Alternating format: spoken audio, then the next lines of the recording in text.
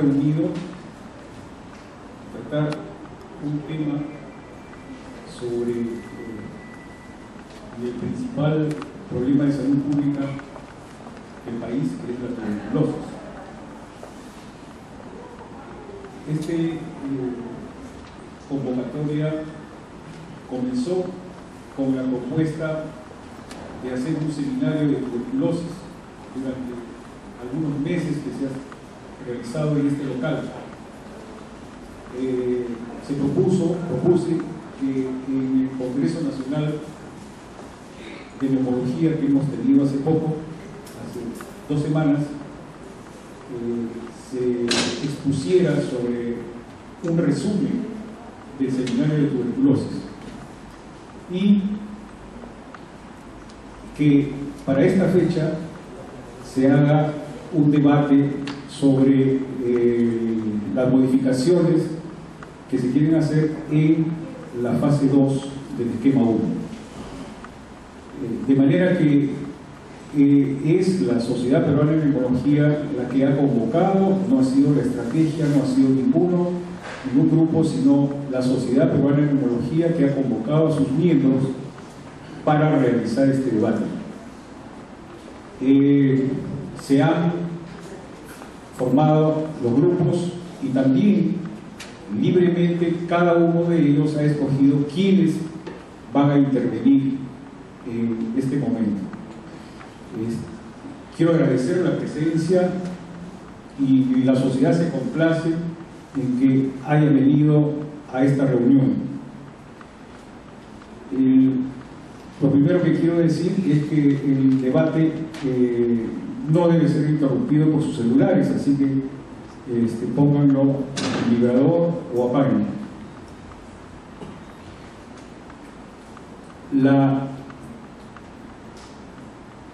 El debate ya se hizo el sorteo y va a comenzar el debate el doctor José Luis Cabrera, quien tiene 15 minutos. Por favor, hay que ceñirse al tiempo. Esto es un debate técnico, no es un... ¿Sí?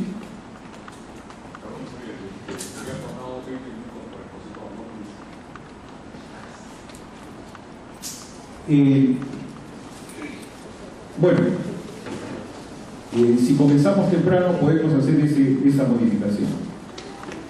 Entonces el doctor José Luis Cabrera tiene la palabra.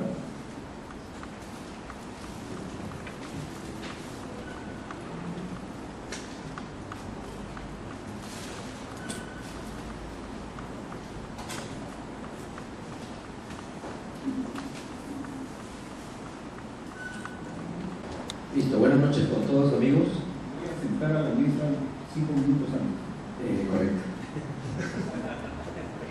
Aquí felizmente tengo mi cronómetro. La idea es poder manifestarles nuestra opinión sobre la necesidad de fortalecer un esquema 1 que, desde nuestro punto de vista, es demasiado vulnerable para una realidad como la nuestra. ¿Por qué necesita fortalecerse un esquema 1? Diferentes guías, como la de la OMS del año 97, establecen los objetivos de tratamiento para TB. Uno de ellos es curar al paciente con TB, prevenir la muerte por TB activo y efectos tardíos, prevenir las recaídas, disminuir la transmisión de TB y evitar generación de resistencia. Y precisamente el tema de evitar recaídas y la generación de resistencia es los fundamentos por los cuales pensamos, el grupo que ha venido a sostener esta posición, que la segunda fase es demasiado vulnerable.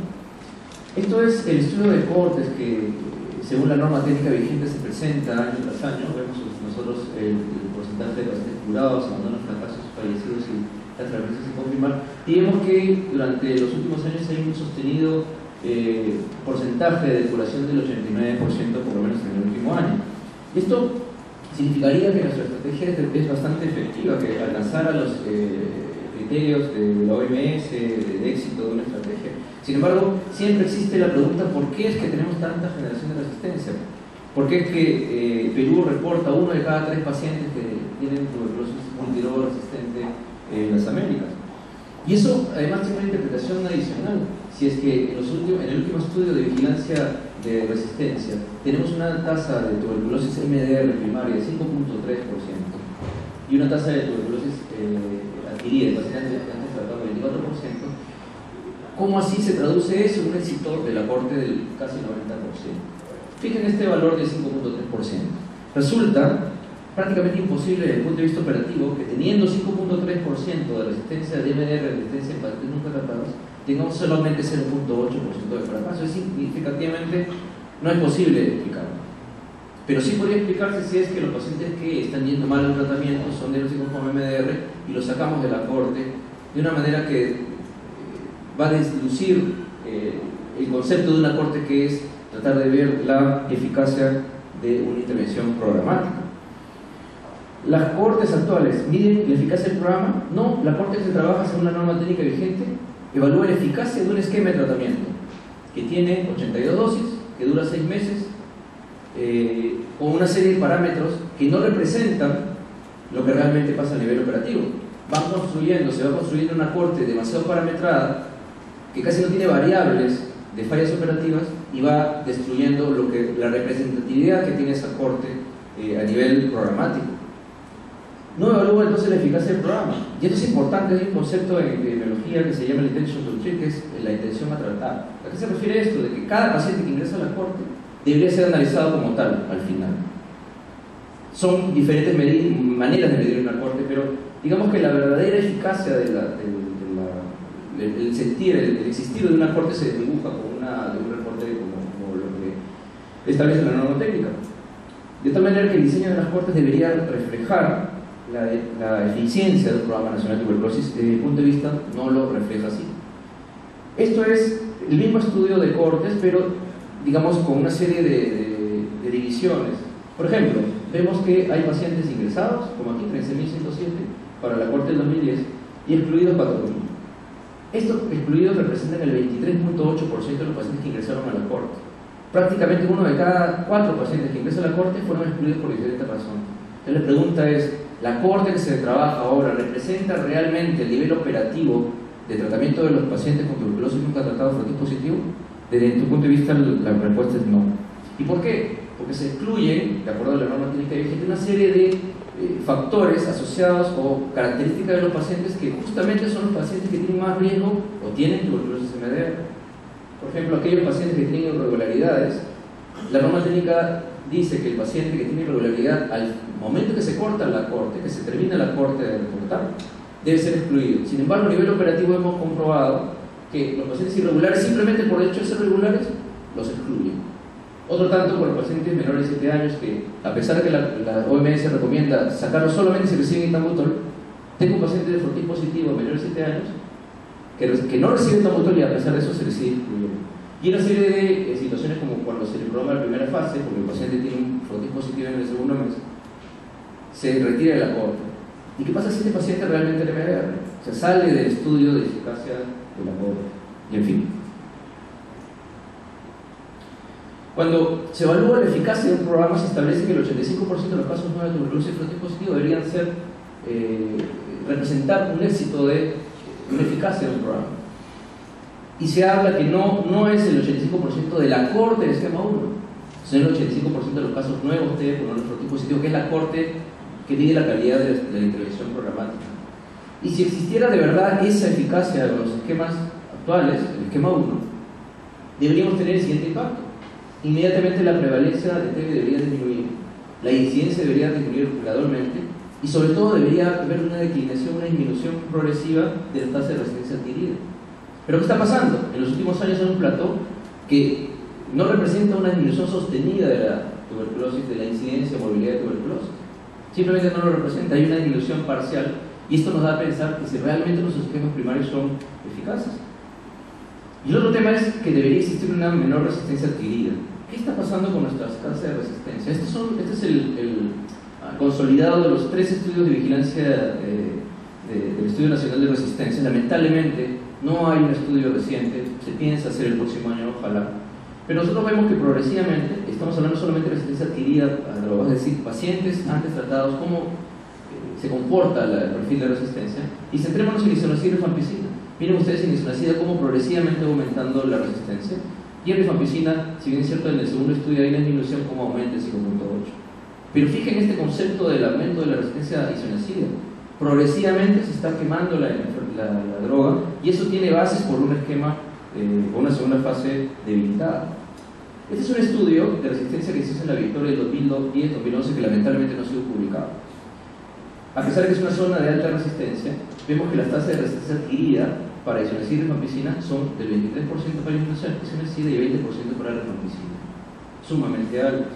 Es cierto, esto no refleja lo que ocurre en el país ni en Lima en particular, pero nos puede dar una pista de que las tasas de resistencia están aumentando, y de hecho, creo yo que por eso es que se ve cada vez más tasas de resistencia, poliresistencia, monoresistencia. Es así que la pregunta es, ¿por qué, si existen, así como existen estándares para el diagnóstico y manejo de neumonía, estándares para el manejo de POC o de asma, existen estándares para el manejo de tuberculosis, y el Perú no persigue ese estándar? Hay una serie de elementos que seguramente se van a ir conversando esta noche, pero uno de ellos es que no es cierto que la OMS recomiende y esté atrás de que nosotros usemos 3 veces por semana. La recomendación OMS es usar diario el tratamiento, es usar diario, y da como alternativa que utilicemos una segunda fase 3 veces por semana en pacientes nuevos que tienen digamos una terapia directamente observada. Y ellos hacen un comentario de que la evidencia reconoce la efectividad de un esquema de dosis segunda fase bisemanal. Es una eficacia teórica, digamos, hasta laboratorial y en estudios clínicos. Pero lo que ellos hacen mención, y es un poco lo que estamos de acuerdo nosotros, es que el dar 2 veces por semana no es recomendable a nivel operacional, porque una cosa son los estudios clínicos y una cosa es lo que está sucediendo en el día a día. Y eso es lo que sucede en el día a día, los diferentes comportamientos de los pacientes que ingresan a una corte justamente justifican que la corte debe medir todos los pacientes y no solamente los que cumplen unos criterios muy estándares como lo hace normalmente vigente. Miren este gráfico: manejo programático de países de alta endemia. Esto es las Américas: Brasil, República Dominicana, Ecuador, etc. Todos los países de alta endemia utilizan un esquema de segunda fase 3 veces por semana o diario. Perú es el único país que recibe o que utiliza una segunda fase 2 veces por semana. Sin embargo, nuestro argumento no es que una segunda fase bisemanal tiene peores tasas de curación o peores o mayores tasas de fracaso y abandono que una fase que se utiliza de otra manera, porque hay diferentes variaciones. Nuestro punto no es ese. Nuestro punto es que hay peligro de recaída, peligro de generación de resistencia. ¿De qué se diferencia el Perú de otros países de alta endemia en que usamos segunda fase 2 veces por semana y no utilizamos terapia fija, formulaciones fijas combinadas? Esto de aquí son los tratamientos, los éxitos de tratamientos del caso de tuberculosis pulmonar frontis positivo del 95 al 2010, que ha salido publicado en el último reporte de OMS del 2012. Y esta es la forma como ellos reportan las tasas de éxito y los egresos de la corte a nivel mundial. Y solamente quería mencionarles que no es cierto que los países que reciban 2 veces por semana tengan mejores tasas de curación que el de 3. Para ser justos y realistas, en realidad no hay una diferencia marcada.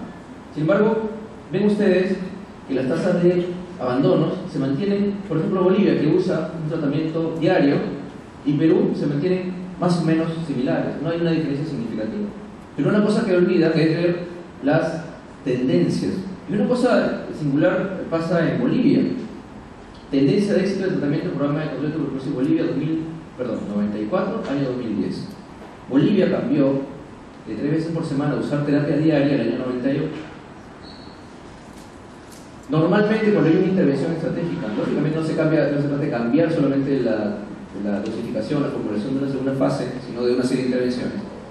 Sin embargo, después de 2 años se ve un aumento sostenido de la tendencia de éxito, que se mide como curados y que se mide como tratamiento completado, cosa que no mide según la norma técnica actual. Lamentablemente solamente están midiendo las tasas de pacientes que terminaron un esquema con frontis negativo, pero todos aquellos que terminan el esquema y no tienen una vaciloscopía de control al 6º mes, simplemente no son considerados en el esquema, en el aporte, y eso también constituye un error. Y miren la tendencia de los abandonos, y eso a nivel operativo, a pesar de que la norma dice otra cosa. El año 98, como mencioné, ocurrió el cambio de fase de 3 veces por semana a diario en Bolivia. Y miren ustedes la tendencia como hizo que las tasas de abandonos cayeran. Solamente se trata de un cambio de fase. Probablemente hubiera una serie de estrategias adicionales, pero digamos que esto no es coherente con el argumento que si aumentamos una dosis, el paciente va a abandonar más. ¿Cuál es la diferencia entre 2 o 3 veces por semana? Un esquema bisemanal y trisemanal, estamos partiendo de que el punto de vista teórico de los estudios que existen tiene misma eficacia. Sin embargo, la recomendación tiene bases operativas, tiene bases en el campo, tiene bases por la variabilidad de los pacientes, que no puede ser centralizado por una corte y tampoco por un ensayo clínico. En la segunda fase podría existir un mayor riesgo de perder una dosis, y esto, desde nuestro punto de vista, incrementa las recaídas y la resistencia, como lo va a demostrar Alberto a continuación. Si yo tengo un paciente que esté en una segunda fase de 2 veces por semana, faltar a una sola toma significa una monoterapia cubierta por isoniazida. En cambio, cuando un paciente que recibe una terapia de 3 veces por semana falta una de ellas, el efecto postantibiótico permite que tenga niveles suficientes para tener una terapia segura. ¿A qué se refiere con el efecto postantibiótico?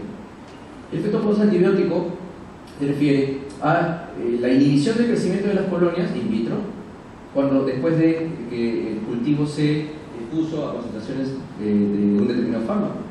Y este efecto postantibiótico en isoniazida de 7 a 10 días y de rifampicina de 3 a 4, como lo ven aquí. El tema es de que si yo tengo 2 dosis en una terapia bisemanal, isoniazida y rifampicina, si aquí, cuando le toca la siguiente dosis, no le doy la siguiente, voy a tener todavía el efecto de isoniazida, pero ya no voy a tener efecto de rifampicina. Y esto condiciona una monoterapia secuencial. Imagínense ustedes qué pasa con un paciente que recibe la segunda fase con un frotis positivo, con enfermedad cavitada, y llega a una segunda fase y hay deficiencias en las cuales hay irregularidades que, a pesar del mejor control, del mejor terapia de soporte, de la mejor supervisión, hay riesgo en ciertos grupos de pacientes de tener irregularidades. El paciente va a tener monoterapia secuencial y esto va a producir un riesgo de que el paciente genere resistencia, y al estar determinado periodo de tiempo, que depende de la cantidad de irregularidades, no expuesto a la rifampicina, que es el antibiótico que me esteriliza las lesiones y que previene recaídas, entonces ahí está el riesgo de que el paciente tenga recaídas. ¿Qué pasa, por ejemplo, en un paciente que tiene un esquema de 2 veces por semana? Esto lógicamente es la copia de una tarjeta de tratamiento, pero no es realmente un registro exacto, es un registro más bien calendarizado, pero para reflejarles lo que quiero mencionar. El paciente recibe terapia el lunes y jueves, pero falla a una dosis un jueves, como ven aquí. Cuando el paciente recibe una terapia 2 veces por semana, este periodo después que sigue a la falta de la dosis está expuesto solamente a isoniazida y no a rifampicina. Por el contrario, cuando el paciente recibe terapia 3 veces por semana, que dicho sea de pase desde el punto de vista operativo es mucho más fácil de llevar, pues es interdiario y no lo que existe ahora de que el paciente recibe 2 veces por semana, sí, pero en Madre de Dios yo he visto casos que reciben lunes y martes, o lunes y sábado, porque el paciente puede ir determinados días y determinados no. Esa es una falla operativa que la corte actual no la mide. De tal manera que cuando hay fallas en una fase de 3 veces por semana, el efecto postantibiótico, a pesar de que la dosis de isoniazida es 10 miligramos por kilo y no 15, es suficiente para mantener niveles que aseguren eficacia de la dosis. Lógicamente esto tiene algunos bemoles porque si el paciente es sumamente irregular, ni esto aún lo va a salvar. Eso es coherente. Una copia de una tarjeta de control de asistencia que en una reunión escogimos al azar, el número de historia y la sacamos. Aquí se trata de ver un poco el tema de la irregularidad, lamentablemente no se ve bien, pero nosotros hemos visto al momento de hacer supervisiones, y ustedes seguramente que están en el primer nivel de atención van a poder dar fe, de que un paciente no solamente tiene el tema de la irregularidad, de las dosis perdidas, de la cantidad de circulitos en la tarjeta, sino la cantidad de días perdidos. Y no solamente eso, sino que en el nivel de la atención primaria se obvia el lapso de tiempo de 72 horas entre dosis y dosis. Y se dan dosis lunes y viernes, lunes y sábado, etc. Que es una falla operativa también. Y eso muchas veces no es registrado por la gente de primer nivel en las cortes de tratamiento. Hay herramientas, el Estado tiene herramientas y tiene que usarlas para favorecer la adherencia al tratamiento. Contratar enfermeras, contratar promotores, contratar pares, facilitarles la administración del tratamiento al paciente. Sin embargo, va a haber un grupo inherente, porque no somos Suiza, de pacientes que van a continuar con irregularidad y para los que el tratamiento de la segunda fase tiene que protegerlos cuando no llega la intervención del Estado. Por otro lado, se plantea de que la prueba de sensibilidad puede ser la solución. Aún un paciente tenga un esquema 1, sabiéndose que es sensible a HIR, una irregularidad no lo protege de que el paciente genere resistencia. Sin embargo, es cierto de que la universalización es un objetivo que tenemos que alcanzar pronto y lamentablemente aún no lo estamos alcanzando. Vemos que en direcciones de salud como el Lima Este solamente tenemos 50% de cobertura, y eso considerando que lo que reporta el laboratorio no son casos sino pruebas de sensibilidad, número de pruebas. En el mejor de los casos estamos 50%, y en otros casos como el Callao tenemos eficiencias de casi 120%, porque ellos hacen más pruebas de sensibilidad de la cantidad de carga de pacientes que tienen. Un aspecto importante y bastante criticado en las redes sociales es el control de infecciones. El paciente que va 2 veces por semana tiene menos riesgo de infectarse por una cepa MDR. El paciente que va 3 veces por semana, probablemente sí, pero el riesgo existe como 1 o 2 veces que va el paciente a la semana. Y en la norma técnica última de la modificación no se dijo nada sobre eso, pero ahora, como se quiere aumentar una dosis por semana, sí se critica. Y es cierto, es una preocupación constante, muy válida, lo reconocemos.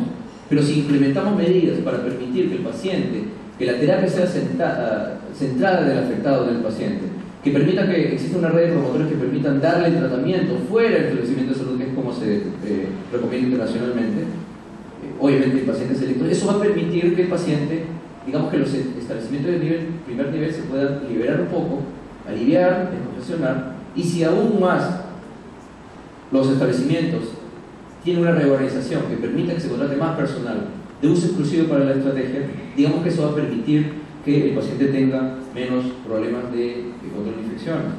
Impacto socioeconómico. Gracias, doctor. 2 minutos. Esta es la producción tarifada de 2011, proyectada en 2011 de casi 400.000 soles, que es poco, pero se proyecta que para el 2013 existan 15 millones de soles destinados para el Seguro Integral de Salud, que va a cubrir radiografía, análisis de laboratorio, una serie de servicios que tradicionalmente la estrategia no cubría por una serie de deficiencias presupuestales, claro que sí. Pero esto representa un apoyo para el paciente que puede compensar en algo cualquier beneficio o perjuicio que pueda tener, que al final es importante para una persona de escasos recursos. Solamente para terminar, en un manifiesto que todos conocemos se dice que los pacientes que reciben una dosis adicional tienen 40% de probabilidad de perder su trabajo. Eso no es cierto, el trabajo no dice eso. El trabajo del 2012 del Impacto Socioeconómico dice que una vez que el paciente es diagnosticado de tratamiento mediante encuestas que se hicieron, el 40% pierde su trabajo. Pero no se refiere a que van 1, 2, 3 veces al establecimiento a recibir el tratamiento. Eso no es cierto. Y ya para ir terminando y no aburrirlos, uno de los aspectos que nos preocupa más es el tema de los pasajes, de la movilidad, cuánto le cuesta al paciente. En este mismo estudio que se cita aquí abajo, en 100 pacientes que tuvieron irregularidades al tratamiento, cuando se les preguntó por qué eres irregular, el 80% no daba ninguna causa precisada. El 3.4% dice que no tiene pasaje para movilizarse. Y el 1.8% refiere que el establecimiento de salud es muy lejos. Justamente para este tipo de personas que tienen dificultades en acceder, es que la terapia centrada en el afectado debería surtir efecto para aliviar los problemas relacionados. Y las 2 últimas diapositivas: el costo unitario de tuberculosis en el país, el promedio 2005-2010 es $632 para TB sensible y 13.769 para TB-MDR. Es un impacto a costo efectivo incrementar una dosis para proteger al paciente de recaídas y para proteger las generaciones de resistencias. Desde nuestro punto de vista, por supuesto que lo es. Solamente las conclusiones: las cohortes de tratamiento utilizadas en el país no reflejan la eficacia del programa, solamente reflejan la eficiencia de un esquema que lamentablemente no representa la realidad del primer nivel de atención. Luego de 20 años de implementar las estrategias actuales, no se evidencia un impacto sostenido de las intervenciones debido a la presencia de resistencia a medicamentos en el país. No hay disminución progresiva de las tasas de los indicadores epidemiológicos. Una segunda fase vulnerable es poner al afectado a recaídas y generación de resistencia. Y una medida altamente costo efectiva, como lo representa el implementar una tercera dosis, versus los costos directos e indirectos que se producirían por recaída o generación de tuberculosis resistente, es altamente costo efectivo. altamente costo efectivo. Para los pacientes, que es lo más importante, y también para el Estado. ¿Qué se busca? Nuestra opinión es que debemos ofrecer a los pacientes el mejor tratamiento de acuerdo al mejor estándar mundial que recomiendan absolutamente todas las organizaciones internacionales. En el marco, no solamente cambiar la segunda fase, sino una serie de medidas adicionales que quizás hasta son más importantes que simplemente un cambio de añadir una dosis. Muchas gracias por su atención.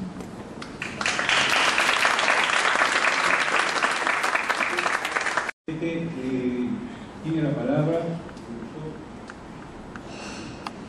Luis Pacha.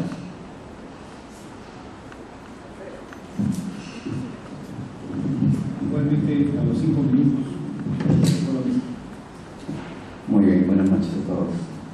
Antes de que se me vaya, si Pepe puede contratar a una enfermera para ir 3 veces por semana a su casa, también lo puede hacer para llevarle 2 veces por semana. Es más barato. Ya está, vamos a empezar. Bien, las exposiciones de esta noche no van a incluir nada de lo que son casos especiales porque esas van a requerir un análisis diferente. Y ahora vamos a empezar con esto. Un poco de lo que hablaba Pepe respecto de las cohortes y por qué las entidades internacionales eligen dar uno u otro ejemplo. Fíjense, esto lo dice Mario Raviglione, un eminente médico de OMS. ¿Por qué CDC recomienda algo diferente a lo que recomienda OMS? Y es claro, CDC lo recomienda para países donde hay pruebas de sensibilidad, donde hay radiografía, donde hay drogas de segunda línea, donde hay cultivos. Perú tiene todo eso. Por tanto, nosotros tranquilamente podemos seguir lo que dice CDC. En cambio, OMS nos va a dar algo diferente para países que no tienen esos recursos y que no pueden acceder a todo eso. Y ahora les voy a explicar un poco por qué es eso. Esto es lo que recomienda OMS, ya lo dijo Pepe, 3 veces por semana. Pero esto es lo que recomienda CDC. Creo que todos los neumólogos conocemos esta lámina porque es antiquísima. Por favor, ¿podrían apagar la luz? Si fueran tan amables. Miguel, la luz.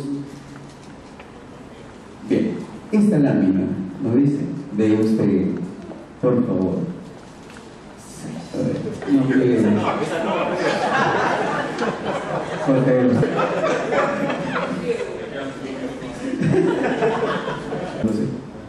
No se dediquen al canal. Por favor.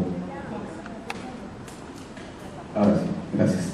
Bien, entonces le decía, esta es una lámina del año 2003 y todos nosotros la conocemos. Que recomienda exactamente el mismo esquema que damos el día de hoy. Es más, hace un pequeño acápite desde esa época.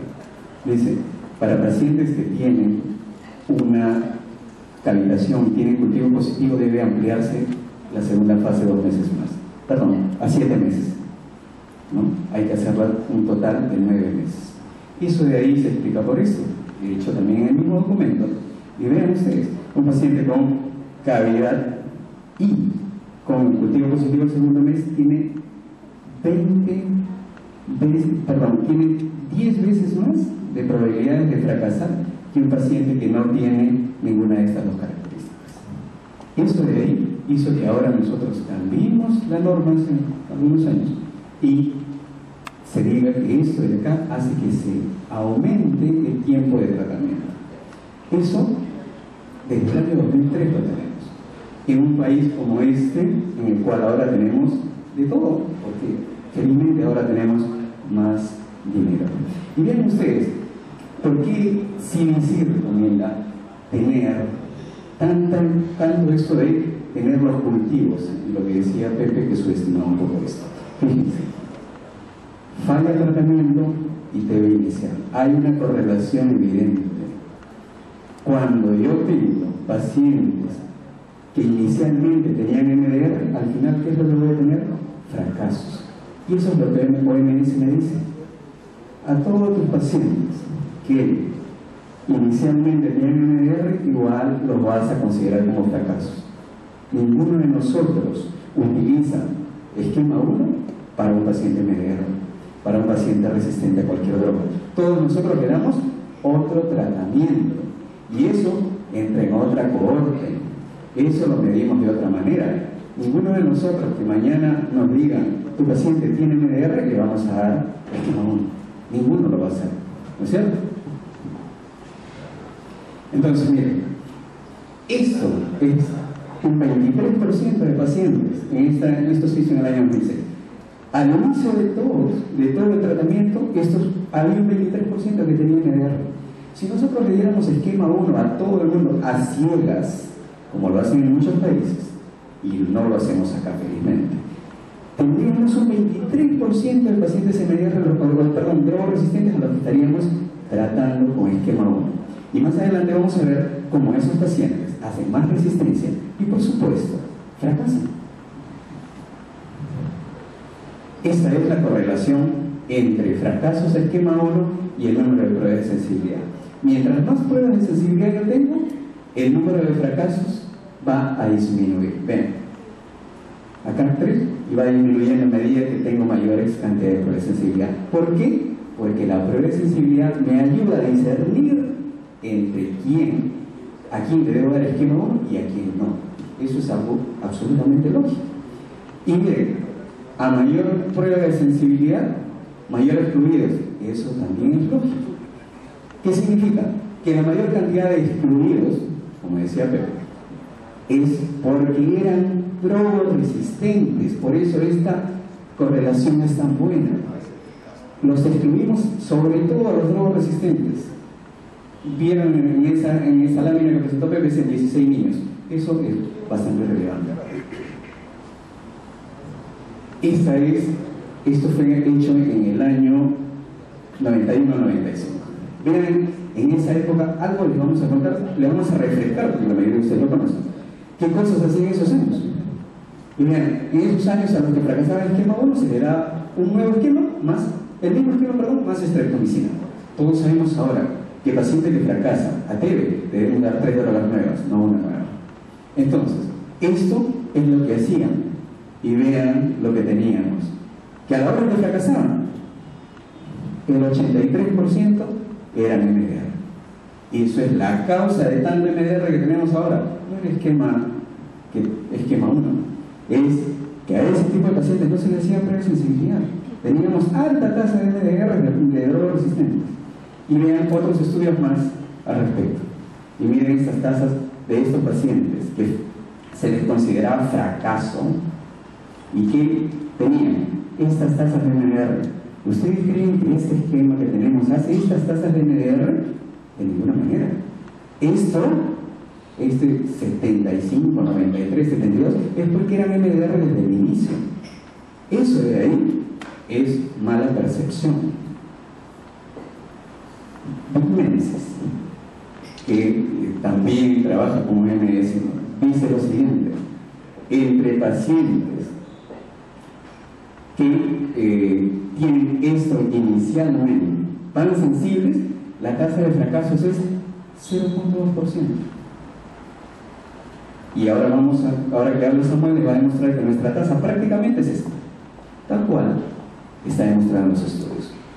Y nuestra tasa y la tasa de recaída en un pan sensible es 3.3%. ¿Por qué existe? Porque puede haber una serie de factores que ahora les vamos a comentar que pueden llevar a esta tasa de recaídas. Y vean, cuando hay otras drogas también, incluso miren, un paciente que inicialmente era resistente a isoniazida, casi 2 veces y media más que el pan sensible. Ese paciente termina haciendo más recaídas. Ese es un factor de riesgo importante, el ser inicialmente droga resistente y recibir una esquema adecuada. Eso de ahí, eso se logra, felizmente lo estamos mejorando con la prueba de sensibilidad. Y lo que tenemos que hacer es fortalecer eso, no cambiar otras cosas. Esto de aquí decía Michelson, decía Caminero, Farga, una eficacia buena del bisemanal. Y se basa en esto, que ya Pepe lo dijo. El efecto postantibiótico de rifampicina es 3 a 4 días y isoniazida de 7 a 20 días. Pero esto está cambiando. Esto ya no es una verdad de perogrullo, y ahora lo vamos a conocer.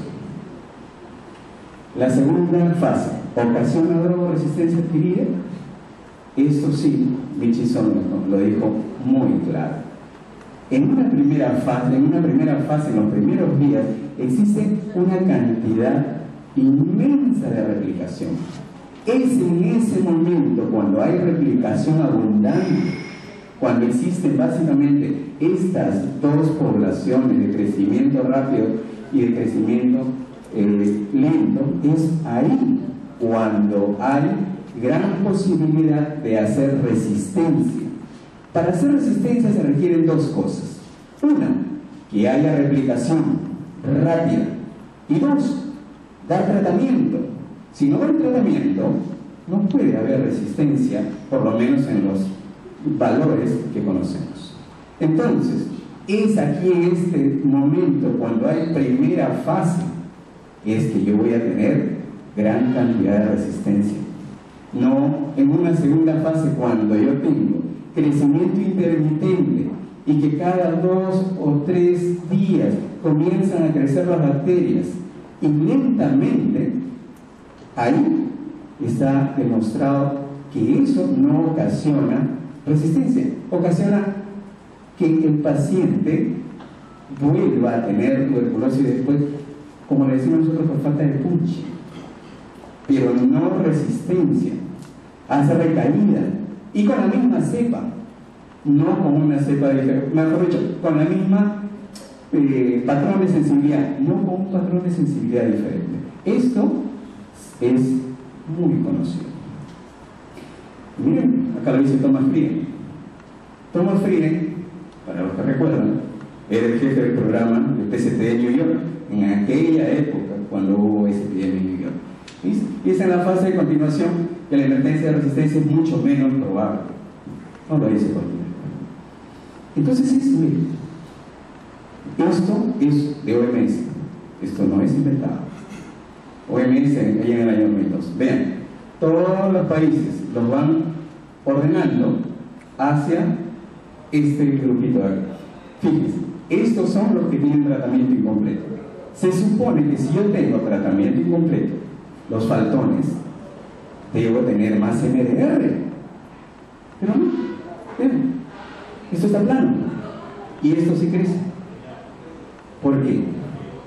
¿Por qué no tengo más MDR en los países donde el tratamiento, donde hay mayor tratamiento incompleto? Y eso también lo vamos a ir explicando. Entonces, la segunda fase bisemanal ocasiona mayores recaídas o reinfecciones, y vean ustedes estos países. Este de acá, 33%, ¿quién es? Kenia. Este 31%, ¿quién es? India, Sudáfrica, Brasil y Sudáfrica nuevamente. ¿Qué cosa es esto? Son reinfecciones hechas con fingerprinting. Los estudios de recaída que se hacen y que se han hecho en Perú y en otros lugares, la mayoría no tiene fingerprinting. Hoy en día la única forma de decir recaída o reinfección es con fingerprinting. Vean estas tasas, donde hay estos países que les acabo de mencionar, alta tasa de incidencia de tuberculosis. La probabilidad de que haya reinfección es grande. Mientras más, y eso es muy obvio, ¿no? Si yo voy a un lugar donde hay mucha tuberculosis, es muy probable que me reinfecte. Eso lo dice acá Tracy Campbell, y encuentra en este estudio solamente 16% de recaídas reales. La mayoría eran reinfecciones. Y ven acá, esto lo publicaron este año. Estos señores estos son taiwaneses, hicieron una fórmula para poder predecir cuál es la proporción de reinfección de los pacientes con tuberculosis. Esta es su fórmula. Y cuando la aplicamos a nuestra incidencia, resulta esto, que nuestra proporción calculada de reinfección en el Perú es 48%. ¿Qué quiere decir? Que la mitad de nuestros pacientes que recaen son reinfecciones. Y la otra mitad son verdaderas recaídas. Por tanto, esos números no son tan ciertos. Este estudio se hizo entre el 98 y entre el 98 y el 99. Vean ustedes el porcentaje de recaídas. Pero recuerden, eso fue hecho cuando no había fingerprint. Eso en realidad debería llamarse recurrencias nada más. Ahora, asumiendo que ese 50% sea más o menos válido, eso saquen la mitad. Entonces, esto fue el estudio. Y miren, las tasas de recaídas con el esquema 2, con el esquema 1 que tenemos hasta ahora, siempre ha sido esto, 1.7, 1.6 por año. Una recaída bastante aceptable. Entonces ahora vayamos a otra de las preguntas. ¿Ocasiona realmente fracasos? Y vean, el principal factor de riesgo para fracaso, lo vuelvo a mencionar, ser resistente desde el inicio. Y para eso hay que seguir implementando la prueba de sensibilidad, es lo más importante. Vean ustedes ahí esos números, hablan por sí solos. Y vean ese análisis que realmente es muy, muy importante. Dice, la variabilidad farmacocinética para adquirir drogoresistencia. Este estudio muestra que cuando hay acetiladores rápidos existe mayor posibilidad de resistencia adquirida. Vean ustedes, ahí está, este es el total. Mayor probabilidad de fracasos en acetiladores rápidos y mayor tendencia, esto sí es una tendencia, a recaídas en acetiladores rápidos. Eso de ahí nosotros no medimos y deberíamos hacerlo. ¿Cuánto es esto? Eso no lo sabemos. Pero existen bastantes pacientes acetiladores rápidos y eso estamos hablando de solamente algunas drogas. Eso es el futuro y es eso en una de las tantas cosas que deberíamos invertir, y yo creo que sería mucho mejor y más rendidor que lo que estamos intentando hacer ahora. Aunque realmente, yo lo he escrito en las redes sociales, las intervenciones sociales son más importantes que cualquier otro tipo de intervención, y a eso todavía no nos estamos enfocando. Esto es otro de lo mismo, y algo súper importante, que cambia mucho de lo que nosotros sabíamos. Cuando se pierde una dosis o varias dosis, nosotros pensamos que el paciente va a hacer resistencia, pero vean el comentario de esto. Más del 60% de las pérdidas se necesita para observar esterilización incompleta. No es tan así como nos decían antes, que si pierdes dosis, si no vas a cumplir tratamiento, vas a hacer resistencia. Para hacer resistencia no necesariamente, o para no curar, no se requiere el 100% de las dosis. No con eso estoy alentando a que el paciente no vaya. Estamos viendo que si yo falto una dosis de vez en cuando, no necesariamente voy a hacer resistencia. Miren la cantidad de faltas que se necesitan. Se necesita mucho. Y aún más, yo tengo, además de eso, otras explicaciones de hacer resistencia. ¿Cuántos de nosotros nos hemos sentado a veces en el SER Nacional, un paciente cumplidor, la buena medicina y todo lo demás, y sigue fracasando? Pues la farmacocinética es la explicación probable. Probablemente no tiene buena absorción, probablemente sea acetilado rápido, etcétera, etcétera, etcétera. Y más aún, otros factores que de pronto no permiten que la droga llegue adecuadamente al lugar. Rifampicina es básicamente una droga que es concentración dependiente. Y vean ustedes el efecto postantibiótico. ¿Cuánto puede llegar? Hasta 12 días con los 7 microgramos por mililitro que se obtiene de dar 600 miligramos diarios. Cuando yo doy 600 miligramos, como damos la rifampicina, obtengo un efecto postantibiótico de 12 días. Y el efecto postantibiótico solamente se correlaciona bien con esto: concentración sobre concentración. Concentración máxima sobre concentración inhibitoria mínima.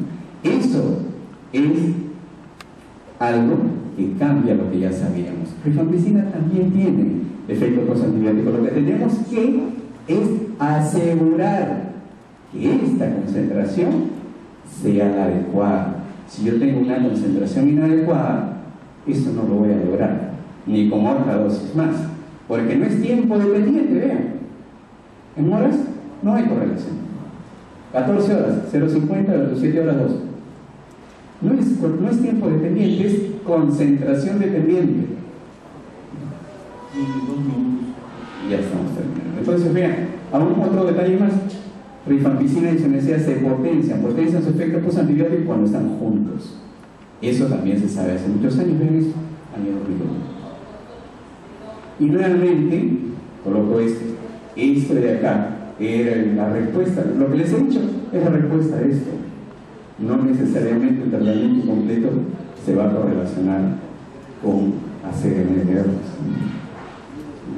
Finalmente, no hay ningún régimen que pueda prevenir completamente un cierto porcentaje de fracasos y de recaídas.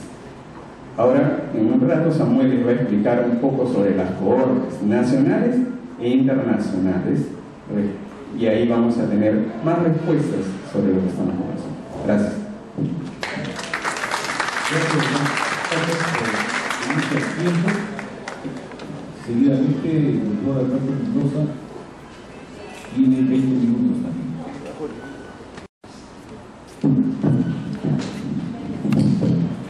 La pone la presentación que se le a Alfredo.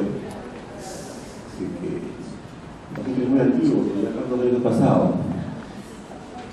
En el 2006, CDC y ATS firman el estándar internacional, donde avalan que el tratamiento es esencial. Y eso lo están haciendo. Y eso en Estados Unidos. Y no puedes comparar Estados Unidos con Perú. Estado un licenciate y cómo dan el tratamiento de por semana, como lo dan. En cargos, contratan a una persona, una enfermera que va todos los días al paciente. Yo he ido con la enfermera y el tratamiento. Está por un mes en el plan de Estados Unidos y no puede decir porque Perú es rico, millonario, ahora hay que comparar los Estados Unidos. ¿Tú vas a comprar una ambulancia para cada paciente como lo hacen en Estados Unidos? No te pases, no te pases, no, así no es. Ok, la luz, por favor. No podemos engañar a la gente. Bueno, rápido, lo que vamos a nosotros son datos más peruanos, más, no tanto el terreno internacional, que es muy interesante. Lamentablemente, vamos a ver que este esquema, el esquema 2 veces por semana para el llamarlo, se asocia a recaídas, cómo genera resistencia y que es el proceso internacional al cual todos nosotros queremos dar en España. Entonces, esto es importante, ya lo mencionó muy bien nuestro amigo Alfredo. Un buen esquema antituberculosis, lo dice Mitchinson y muchas autoridades, debe ser bactericida, debe matar esta fase de crecimiento continuo, y ahí la isoniazida es el gol estándar, es la mejor droga, no hay ningún acá. Debe ser esterilizante, eliminar aquellos bacilos persistentes. ¿Cuáles son esos? Que están acá en el grupo B, que son los que tienen metabolismo esporádico, intermitente. Pero estos son los más importantes, estos son los que justifican que el tratamiento sea prolongado. Antes se daba 1 año, 2 años cuando no había rifampicina. Cuando empezó la rifampicina y vio que actuaba sobre estos que son semidurmientes, entonces se pudo acortar a 6 meses. Entonces este grupo es el más importante, el que más se asocia, que tenemos que tener mucho más claro, y obviamente un buen esquema debe prevenir resistencia. Entonces vamos a evaluar nuestro esquema 1 que tenemos en el Perú, a ver si realmente esteriliza y previene resistencia, porque aparentemente sí cura, ¿no? 80, 90% si hacemos un estudio de eficacia, como se ha visto, cura muy bien a los 6 meses. ¿Y qué dice Mitchinson? Los mejores indicadores de eficacia en un esquema es evaluar la recaída 2 años operacionalmente. Puede decir fingerprint y todo lo demás, pero operacionalmente, ¿qué está pasando? Y evaluar el desarrollo de resistencia. ¿Qué está pasando en el Perú con esos esquemas? Con el esquema 2. Entonces, nos encontramos con eso. Esta es una base de la OMS que todo el mundo puede tener acceso completamente libre. Dando un clic acá, entra a la base de OMS. Y no una cuenta importante. El porcentaje de recaídas en el Perú a través de los últimos 10 años está por encima de todos los demás países de la región, incluyendo México, Argentina, que tienen una fase fase segunda diaria o 3 veces por semana.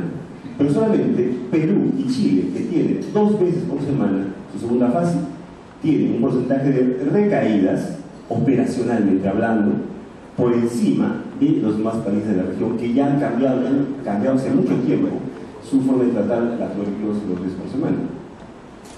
Como nosotros no queremos. Pero, ¿y qué otro estudio importante? Este estudio no lo ha mencionado Alfredo, pero esto es importante. El American Journal of Respiratory Critical Care, que es la Biblia para los neumólogos, Chan, ya que en 2006 hace un estudio. No hay estudios cabeza head to head entre 2 veces por semana versus 3 veces por semana o diario. Pero vamos a hacer una revisión sistemática. Voy a encontrar más de 5.208 casos entre 2 cortes. Voy a hacer un análisis de regresión logística y modelamiento. ¿Y qué voy a comentar? ¿Qué encontró?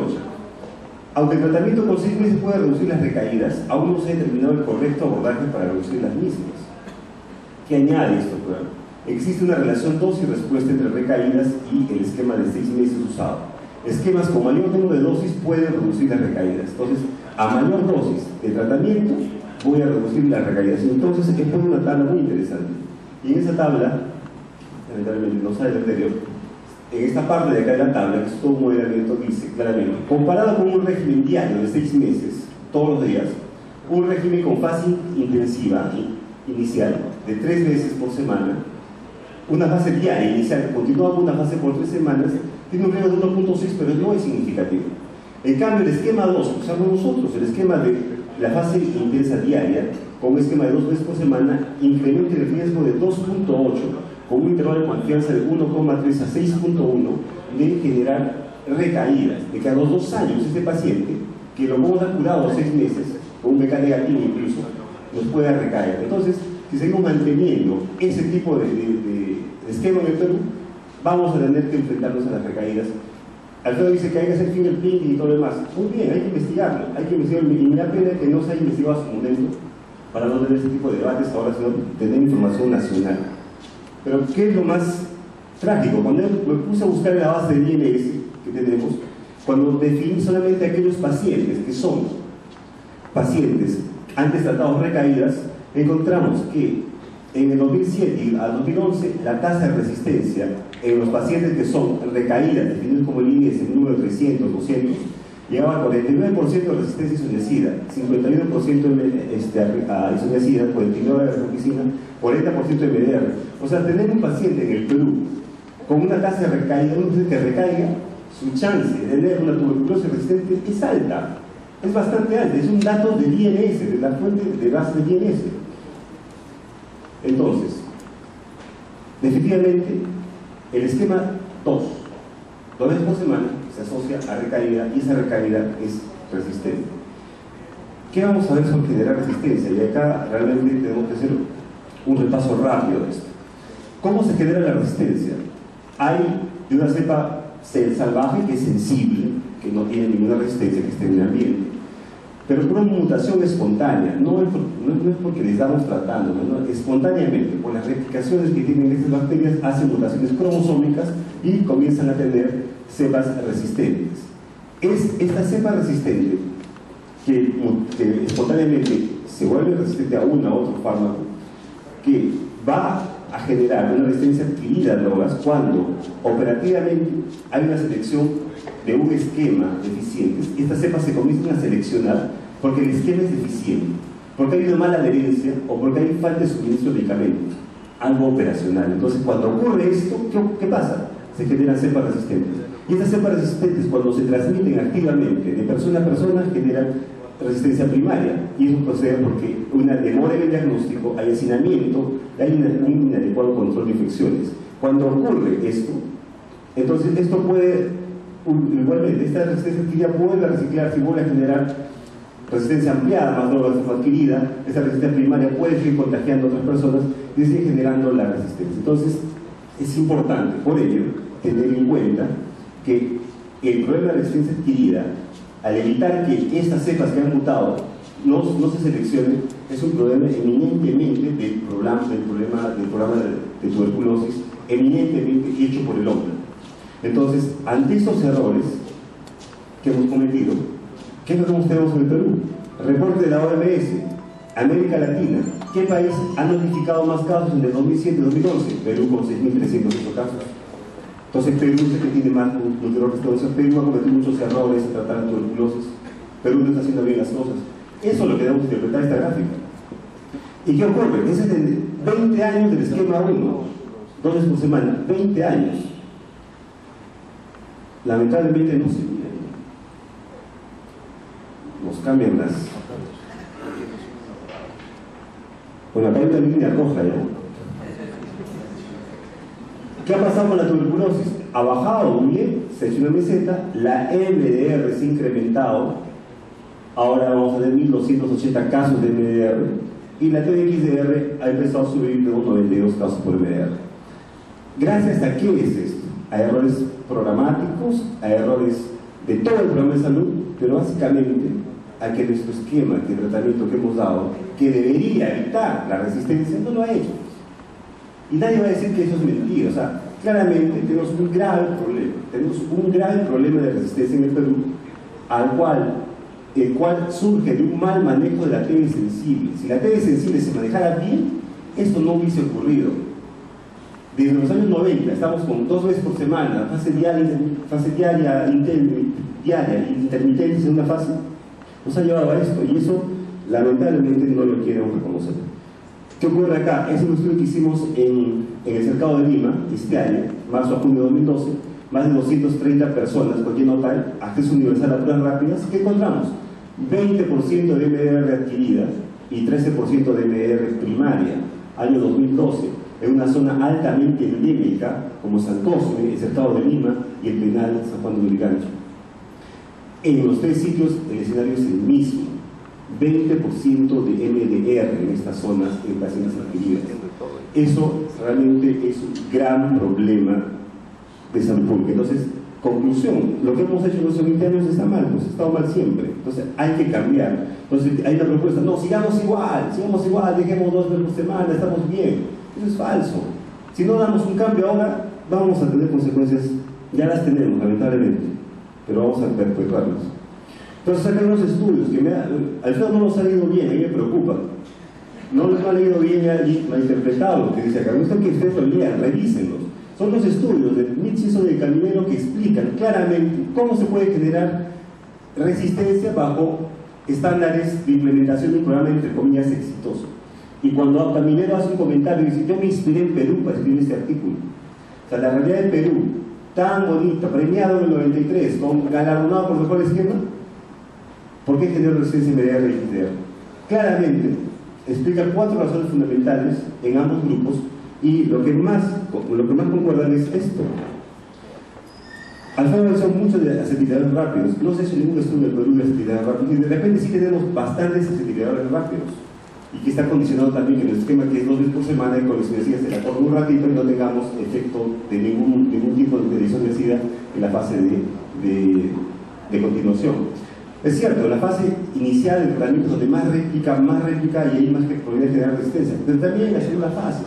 No podemos negar que no se genera resistencia en la segunda fase, porque también hay reproducción de bacterias, también se produce replicación y está sometido a drogas.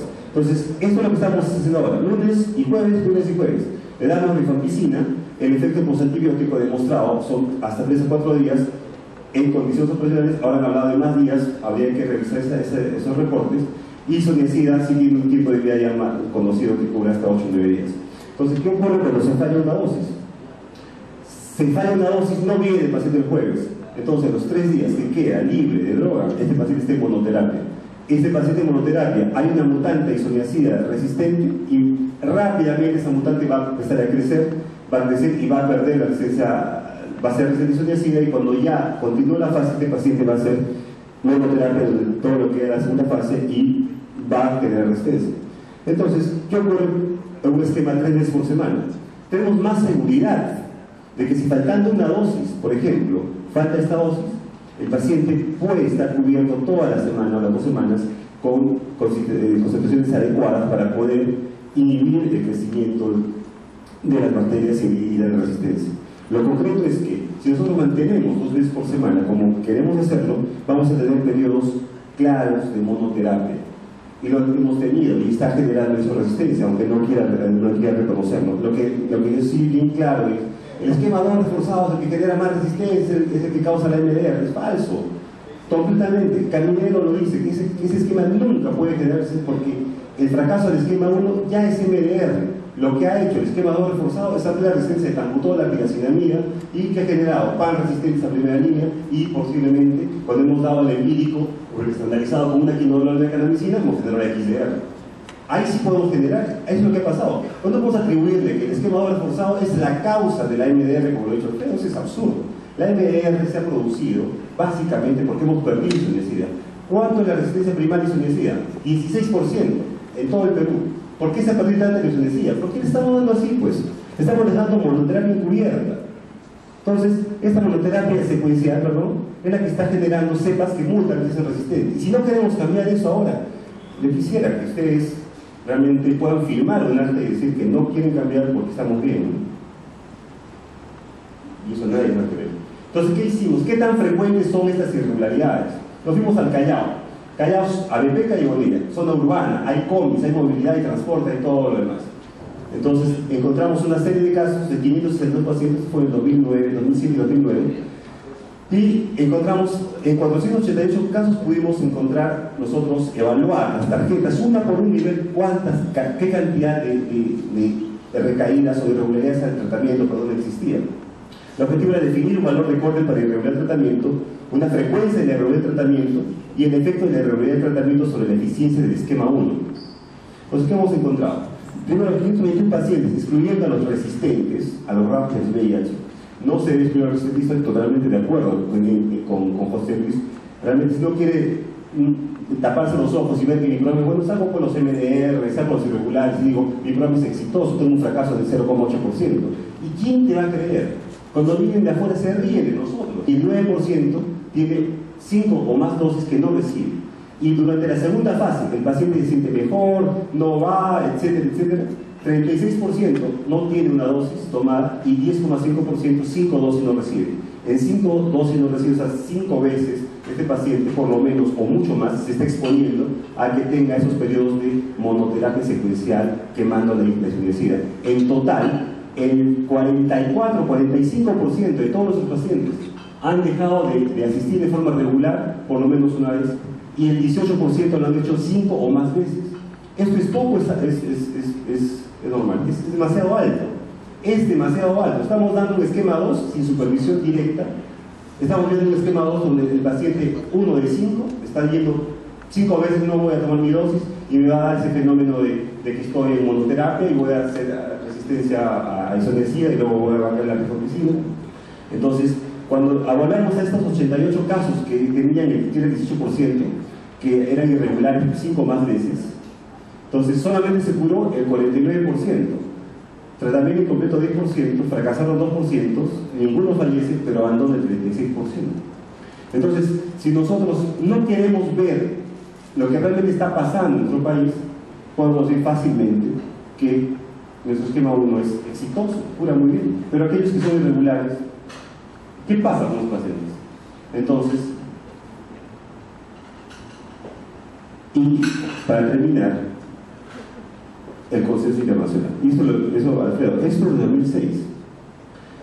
Estándares internacionales para el cuidado de la tuberculosis. Lo firma el CDC, la Asociación Americana de Tórax, la Unión, la OMS, la Fundación de Tuberculosis. El régimen recomendado en este documento 2006, el preferido, isoniazida, rifampicina, etambutol, diario, 2 meses, seguido por el diario, 4 meses. Eso lo está recomendando una reunión internacional, las asociaciones americanas. Primer mundo de repente. Ojo, la ATS 2003, y la ATS seguro está cambiando sus normas, y no se puede basar en normas del 2003, de hace 9 años. Los estándares europeos, 2012 producido. La fase inicial debería consistir en 2 drogas, 2 meses de rifampicina y etambutol, y la fase de continuación debe consistir en isoniazida y rifampicina diarios, dado por 4 meses. Todo el mundo está yendo a diario, el primer mundo está yendo a diario. Entonces, ustedes quieren todavía tratar a tuberculosis como en el África, como tercer o cuarto mundo, europeos. NICE, británicos. ¿Qué dicen los británicos? Que son los más expertos en lo que es análisis de evidencia. 2010. ¿Qué dice? El manejo de la terapia activa un régimen de 6 meses con 4 dosis iniciales, 6 meses de cierre de oficina, suplementado con metambutrol los 2 primeros meses, y dice para todos terapia activa, diaria. En ningún momento hablan de intermitencia, en ningún momento de fase continua. Nadie está manejando así. Entonces, la sociedad civil, en vez de estar protestando por qué esto o lo otro, ¿por qué no nos trata como el primer mundo? ¿Por qué no nos dan diario la terapia?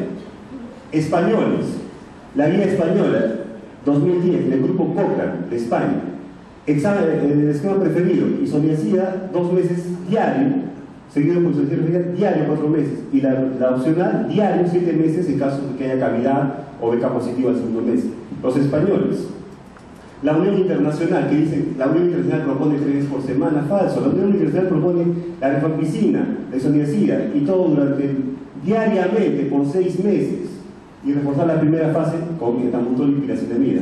Nadie está yendo a, ni siquiera 3 veces por semana, es decir, opcionalmente, todo el mundo está yendo a dar en forma diaria el tratamiento de la tuberculosis.